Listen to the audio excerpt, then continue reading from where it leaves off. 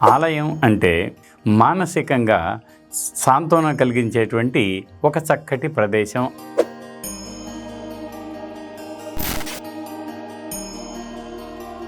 కొన్ని శిఖరం లేని ఆలయాలు కూడా ఉంటాయి. గుహాలయాల్లో లోపల శిఖరాలు ఉండవు.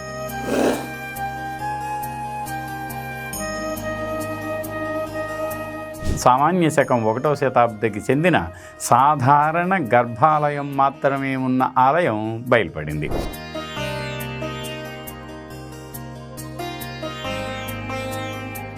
ఈ ఆలయాలన్నింటినీ 5 రకాలుగా విభజించారు. అవి ఏమిటి అంటే ఏకకోటం, ద్వికోటం, త్రికోటం, చతుష్కోటం, పంచకోటం.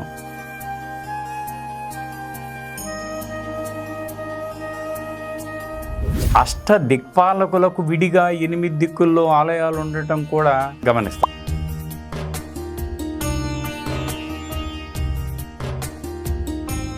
నవగ్రహాలకు కూడా తమిళనాట విడివిడిగా ఆలయాలున్నాయి.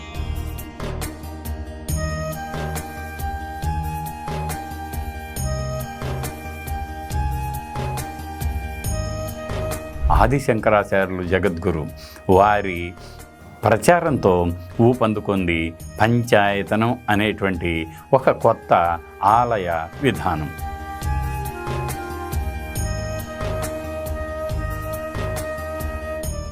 ఆదిత్యం అంబికాం విష్ణుం గణనాథం మహేశ్వరం.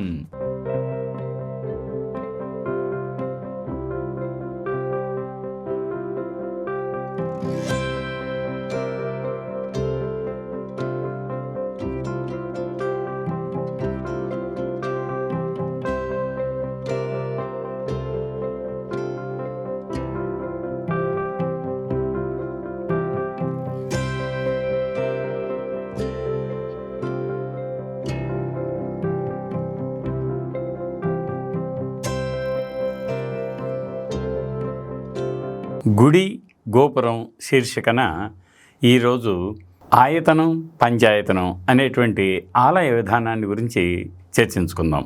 ఆలయం అంటే ఆధ్యాత్మిక చింతనను భక్తి భావాన్ని పెంపొందించి మానసికంగా సాంత్వన కలిగించేటువంటి ఒక చక్కటి ప్రదేశం అని మనందరికీ తెలుసు. ఈ ఆలయాలు గర్భాలయం మీద ఉన్న శిఖరం ఉన్నప్పుడు మాత్రమే ఆలయం అంటాం. కొన్ని శిఖరం లేని ఆలయాలు కూడా ఉంటాయి. గుహాలయాల్లో లోపల శిఖరాలు ఉండవు, కానీ బయట మైదానాల్లో నిర్మించినటువంటి ఇటుక రాయి ఆలయాలకు శిఖరాలు ఉంటాయి. అలా కేవలం గర్భాలయం దాని మీద శిఖరం ఉన్న ఆలయాన్ని కూడా ఆలయం అని అంటాం. ఒక్కొక్కసారి దాని ముందు అర్ధమండపం ఉంటుంది, దాని ముందు మహామండపం చేరుతుంది, దాని ముందు ఇంకా ఇతర మండపాలు ఆ పరివార ఆలయాలు చేరి ఆలయాన్ని ఆలయ సముదాయం అంటాం. మనం తెలంగాణలో చూస్తే మొట్టమొదట శాతవాహనుల కాలంలో కేవలం గర్భాలయం ఉన్నటువంటి ఆలయ పునాదులు బ్రిడ్జి రంగాపూర్ అంటాం మనం. అది జోగులాంబ గద్వాల జిల్లాలో ఉన్న బ్రిడ్జి రంగాపూర్ వద్ద వనపర్తి జిల్లాలో ఉంది ప్రస్తుతం. అక్కడ సామాన్య శకం 1వ శతాబ్దికి చెందిన సాధారణ గర్భాలయం మాత్రమే ఉన్న ఆలయం బయలుపడింది. ఆ తర్వాత క్రమ వికాసంలో మండపాలు గర్భాలయానికి ముందు చేర్చబడినాయి. అవి పూజలు పునస్కారాలకు సంబంధించి అవసరం ఏర్పడిన నేపథ్యంలో దాని తర్వాత ఈ ఆలయాలన్నింటినీ 5 రకాలుగా విభజించారు. అవి ఏమిటి అంటే ఏకకోటం, ద్వికోటం, త్రికోటం, చతుష్కోటం, పంచకోటం. అంటే ఆలయాలు అమరి ఉండే విధానాన్ని బట్టి నిర్ణయించినటువంటి తీరు. ఏకకోటం అంటే కేవలం ఒకే ఆలయం ఉంటే దాన్ని ఏకకోటం అంటారు. ద్వికోటం అంటే 2 ఆలయాలు ఉంటాయి, పక్క పక్కన ఉండొచ్చు, అభిముఖంగా కూడా ఉండవచ్చు, దాన్ని ద్వికోటం అంటారు. ఒక్కొక్కసారి ఎల్ షేప్గా కూడా ఉంటాయి, దీన్ని కూడా ద్వికోటం అంటాం. యుగళం అని కూడా అంటారు, యుగళ ఆలయాలు అంటారు. ఇక 3వ రకం త్రికోటం. కాకతీయుల పాలనల్లో విస్తృతంగా ఆదరణ పొందినటువంటి ఆలయ రీతి. మనం హన్మకొండలోని 1000 స్తంభాల గుడి, అది త్రికోటం. రుద్రుడు అంటే మొదటి రుద్రుడు ఆయన 1163వ సంవత్సరంలో నిర్మించినటువంటి త్రికోటం.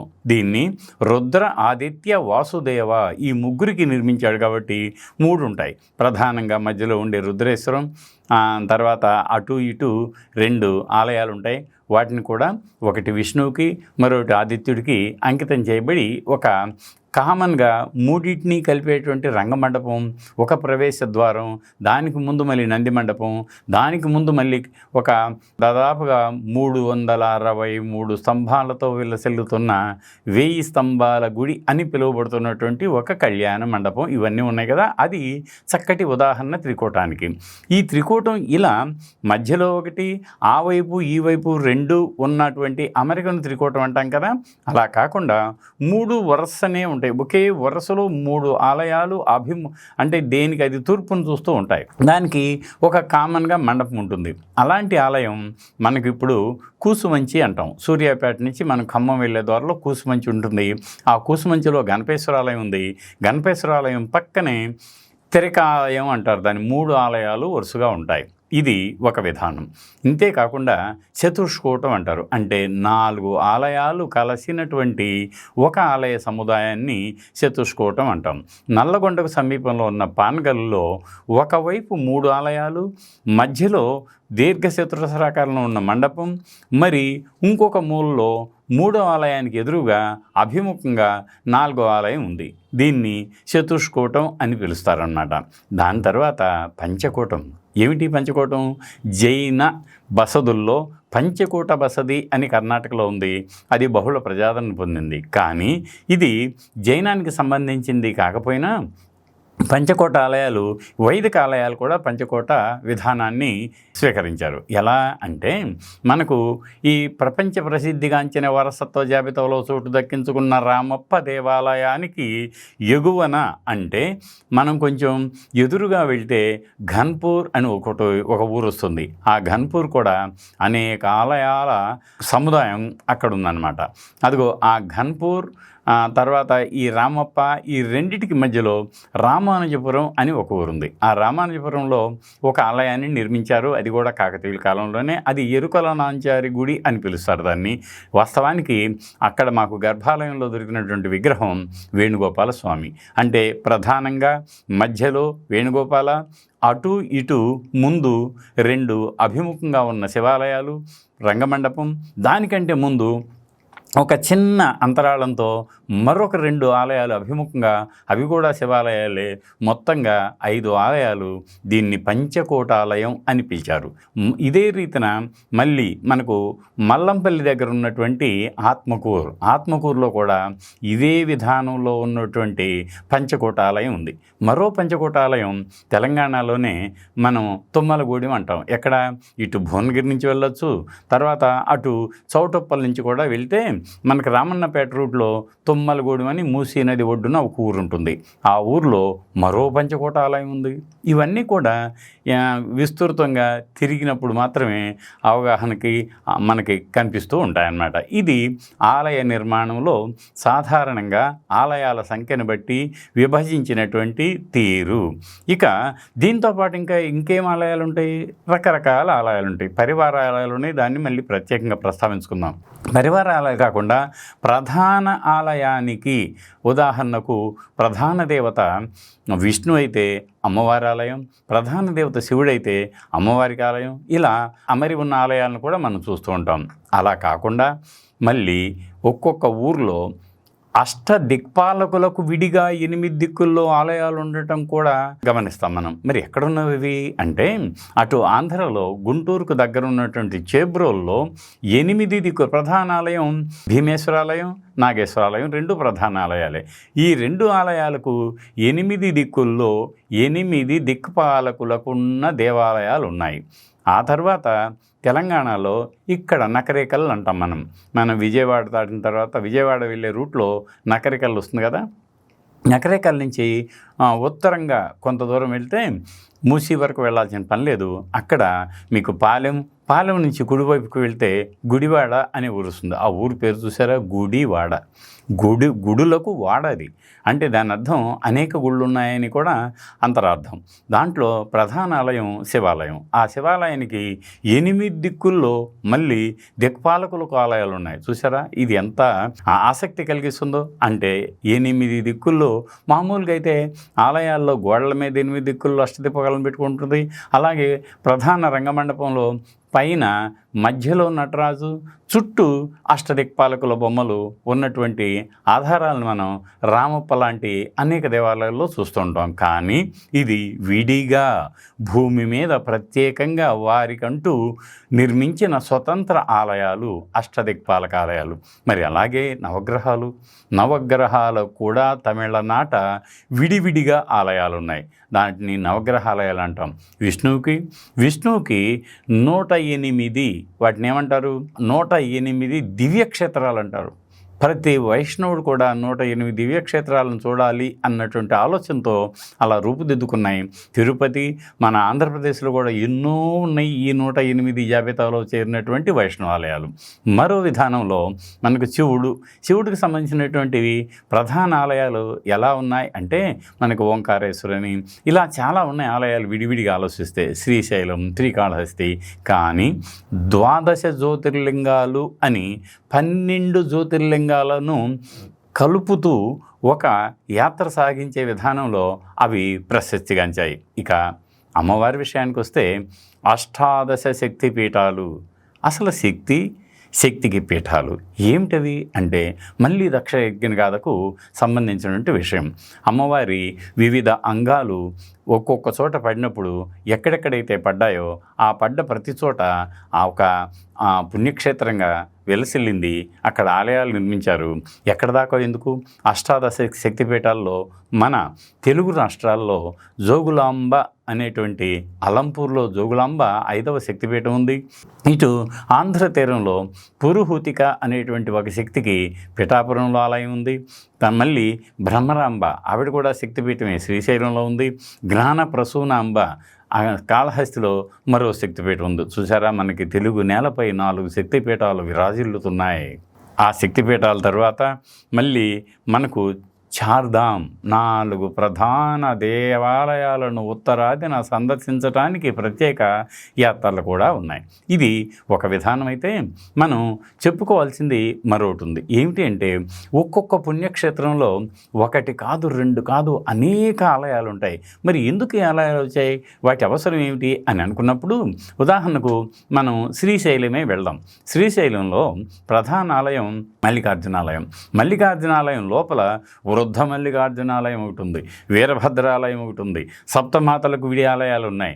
వెనుక వైపుకి వెళ్తే మళ్ళీ మీకు హాయిగా అమ్మవారిది భ్రమరాంబిక ఆలయం ఉంది. చూసారా ఎన్ని ఆలయాలు ఉన్నాయి ఒక చోట, పరివారాలు కాక.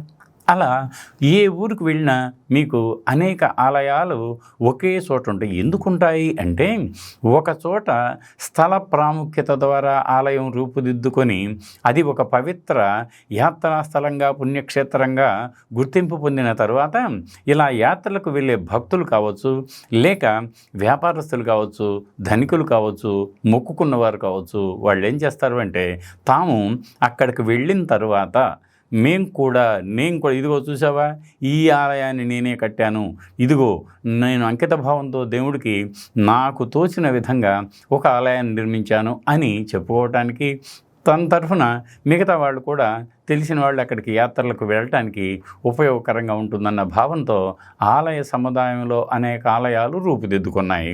వేరే కారణాలు కూడా ఉంటాయి. అంటే పౌరాణిక నేపథ్యంలో అనేక గాథలు కూడా ఈ స్థల పురాణంలో చోటు దక్కించుకున్నాయన్నమాట. ఇవన్నీ ఒక ఇదైతే ఇక మనం చెప్పుకోవాల్సింది మరొకటి ఉంది. ఏమిటి అది? ఆయతనం, పంచాయతనం. ఏమిటి ఆయతనం అంటే ఆయతనవాన్ భవతి అని మనం వేదమంతరం కదా. ఆయతనం అంటే ఏమిటంటే ఉన్న చోటు అని సాధారణ అర్థమైతే, ఆయతనం అంటే దేవాయతనం, దేవుడు ఉండే చోటు అని. మరి ఈ ఆయతనం ఎన్ని రకాలు, ఆయతనంలో ఎన్ని విధాలు అని అనుకుంటే ప్రధానంగా మనకు బాగా పరిచయం ఉన్నటువంటి పంచాయతనం.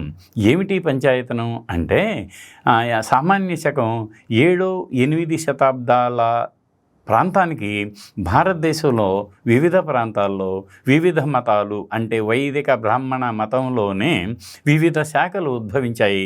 అవి శైవంగా, వైష్ణవంగా, శాక్తంగా, గాణాపత్యంగా, కౌమారంగా, సౌరంగా ఇలా షణ్మతాలు అంటాం.